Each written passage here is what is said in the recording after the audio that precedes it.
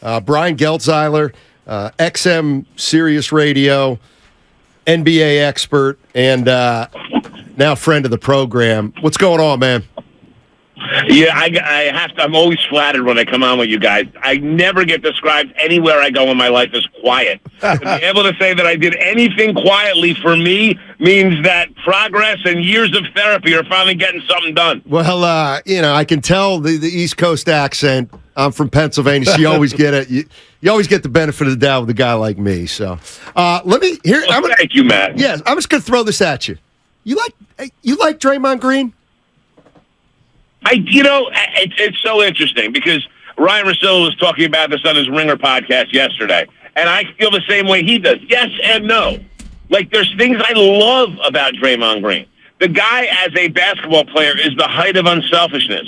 And as a media member, his transparency, his willingness to state his opinion no matter what it is, I find refreshing, even inspirational. I love it. But some of his on-court behavior I find reprehensible. And I have to tell you, I think they got it right with a one-game suspension. I think, there's other ways to get off that guy when he's holding your ankle than stomp on his chest. I think that crosses a line of what is appropriate or not appropriate in that scenario. If he gave him a little kick, an ejection's fine. He didn't give him a kick. He stomped on his chest. The guy had to go get an x-ray. So I look at all of this. The answer is yes and no. There's more things about Draymond that I like than I don't like, but the on-court antics, to me, run too far over the wrong side of the line too often. Brian, let me ask you this, man. I hear you, and I was a guy here in the Bay Area with my partner saying, you want to play Sacramento. I don't care about the third. You want to play Sac. And good Lord, Brian, they're down 0-2. The Kings look faster and quicker, and Fox is a star. How shocked are you after 8 quarters in this series from what you've seen? Well, I'm not shocked in this respect. And we've talked about this, guys. The Warriors, there hasn't been a ton of consistent things about them from this season. One of the consistent things about them is that they've been a bad road team. So are we really going to turn around and be totally shocked that they just lost 2 games in a row on the road? And if you kind of sit back and take a look, the one that was gettable was game 1, and they had 2 shots in the last minute and change of that game, one from Wiggins, one from Curry at the buzzer, that very well could have tied the game, sent it into overtime, and had them with a chance to win it. So that was the gettable game, but they're not good on the road. And I will tell you, what would surprise me is that if they lose one here, because for however bad they are on the road, that's how good they've been at home. Because that's how you get a record like they have when you're that bad on the road. So they, for whatever reason, on the road, they don't defend the same way. They're disconnected. And listen, Peyton not having been there all year, Wiggins being out all that time, it's going to take time for them to find themselves. So listen, if they're going to get one on the road to win the series, it's going to have to be 5 or 7. They got to hold serve at home. But I'm not terribly concerned with their ability to hold serve at home, guys. Brian Geltzeiler joining us on 95.7 The Game. You can hear him, Sirius NBA Radio. Brian Geltzeiler joining us. Let me ask you this about the Kings and the Warriors. The Warriors throughout their history, at least their recent history, they've loved to against opposing point guards, have a bigger guy on him, shadow him up the court, and see if you can contain him. In his heyday it was Clay. Now they try to do it with Wiggins and Peyton. Is Fox too quick to even try to do that? The thing with Fox and the problem with defending Fox, and he does something that is rare for the way that point guards are playing in this league today. He really is very, very comfortable taking mid-range jump shots. Where Fox hurts you is that he's so damn fast, and he is willing to go to the rim when that path is there. But when that path is not there, he's so smooth and comfortable at pulling up from 12 feet. Yeah. And it's a huge factor in making him hard to defend because you can't completely back off him, give him a step or two because you know he's going to meet you at the restricted area. Not going to meet you at the restricted area. You start to backpedal a little too much from him, he's going to jump stop and fire up a short jumper, which he's really good at hitting. So it's when you want to go with length, you get in a spot where quickness-wise, that length has got to be off him a little bit. And if that length is off of him a little bit, with how quick his release is, he can get that short little jumper off, and he's really good at hitting it. And that's a skill off the bounce that's outstanding. We see it in all the great players in this league, having a quality mid-range game off the dribble. His is really, really good, guys. Brian, I got to be honest with you. Some of these athletes just amaze me. I thought Wiggins wasn't coming back. He's back. Outside of his three ball, though, Brian, I've seen it up close. This man, he's been playing his ass off. How shocked are you from what you're seeing from Wiggins? Stayed in shape, Darryl, huh? He showed up in condition, ready to play basketball. And with everything he was going through, and by the way, some of the nasty, horrible rumors about him, too, that people just tend to forget when they find out he was actually out for a real reason because his father was sick. So, like, in the face of all of that, Andrew Wiggins stayed focused. He stayed in shape, and I am shocked that he is making this kind of contribution. And let's face it, they need every bit of this kind of contribution from him because they're struggling badly defensively. He is absolutely their best defensive player. So, no, I give him all the credit in the world, this guy. And I've always been a big Wiggins fan, and he's landed in the perfect place. He knows he's landed in the perfect place. Happy playing basketball, happy with this franchise. Listen, Wiggins is one of the best things the Warriors have going for him right now. Brian Geltzeiler joining us on 95.7 The Game. You can hear him on SiriusXM NBA Radio. Does a weekly hit with Eddie Johnson, who I know comes on our show quite a bit.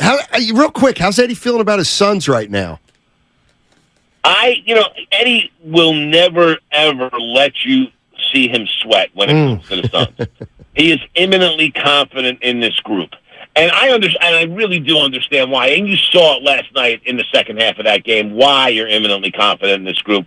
Because Durant doesn't always have to take the whole thing on his shoulders. Booker last night was the one that made a huge difference in the third quarter of that game for Phoenix. And so to be able to have multiple weapons that can do that and take over a game in that way, you guys have had it there in Golden State for years.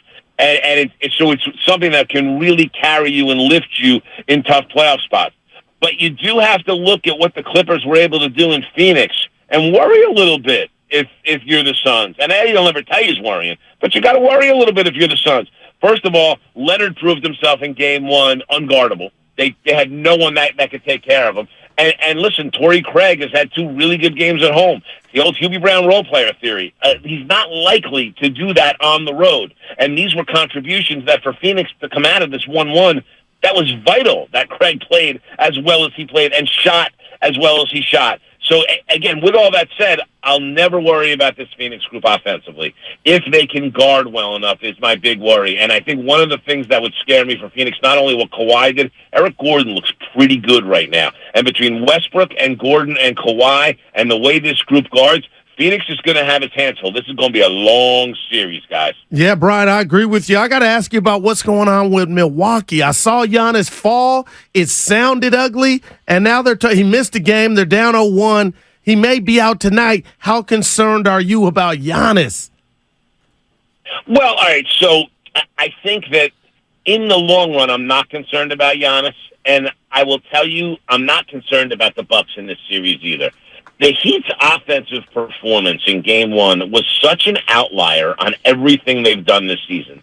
They shot 60% from 3, which is something they never do. Everything they threw up went in. They're without Tyler Hero now going forward, who is their best shooter. And this team spent an entire season. The reason they were in the play-in tournament is because they couldn't throw it in the ocean. They get stops when they need to get stops. They're not a great defensive team, which they've been in the past, but they're still a pretty good defensive team. And certainly when the game slows down in the half court, they tighten up. That's the nature of how they play defense. Spo's constantly running zones through there, so they're switching defenses all the time, and they keep teams out of rhythm. I never worry about them there. It's on the offensive end of the floor. And as good as Giannis is defensively, Milwaukee just rolls so many good individual defenders at you. And I don't want to say they don't need Giannis to win this series, but they probably don't have to rush him back, and they're going to advance to the next round. I just don't see this Heat team being deep enough, big enough, or being able to shoot the ball well enough to beat a Milwaukee group without Giannis. That's as long as Middleton plays like he did in Game 1 and is healthy. Middleton has to be on the floor healthy. Without Middleton, the whole thing changes because he doubles as another go-to guy there that's willing to get a big shot, take a big shot, and he'll get himself his own shot from the mid-range and hit it consistently with championship experience. So as long as Middleton's there is healthy, I think they're fine in this series. And I think if you give Giannis here a week and a half for this bruise to heal, I think you'll see a healthier version of Giannis. And you may want to make the case that if they advance here and get far without Giannis, that it's to their advantage. Bruise heals quickly. It's not one of these things that'll linger, and there's a little less mileage on his legs as they advance deeper into the playoffs. SiriusXM NBA Radio's Brian Geltzeiler joining us. Hey, before we let you go, it feels like you think the Warriors-Kings is going 7 or 7-ish. What do you think? Who's winning it? Listen, I picked the Warriors in 7 when the series started. I'm going to stay there, but I'm going to stay there by a thread because I'm a little nervous of what I saw in the first 2 games. With that said, again, if you want to see me really nervous, is if the Warriors lose one of these, then it's over. Right. But I've held to this with you guys all year, and I'm not backing off it now. They're bad on the road. We can tell the reasons till we're all blue in the face. Warriors are bad on the road. But as bad as they are on the road, they're really, really good at home. Yeah. So now they're having Sacramento come in there, and this is good. Listen, it's easy to start a playoff series in your own building when you don't have a lot of playoff experience. Your crowd can lift you. We talk about the importance of playoff experience because it's when you're in a hostile building that's screaming at you. And after the way Draymond just went at it with the fans, I'm sure some fans are going to be all over Sabonis there. It's going to be very, very loud in the Chase Center. Like, I think all of this is going to work to an inexperienced Sacramento team's disadvantage, and the Warriors have that kind of championship pedigree to smell blood in the water. All of this adds up to the Warriors winning their home games. The question becomes, can they steal one on the road to get this series? I'm still going to bet that they can, even though they really haven't shown me all year that they can, guys. Hey, Brian, as always, thank you so much. Really appreciate it, and just love catching up with you, man. Guys, it is always my pleasure. Please reach out anytime. I always enjoy this with the two of you. Great job. Cool. Appreciate it. Brian Geltzeiler, SiriusXM NBA Radio.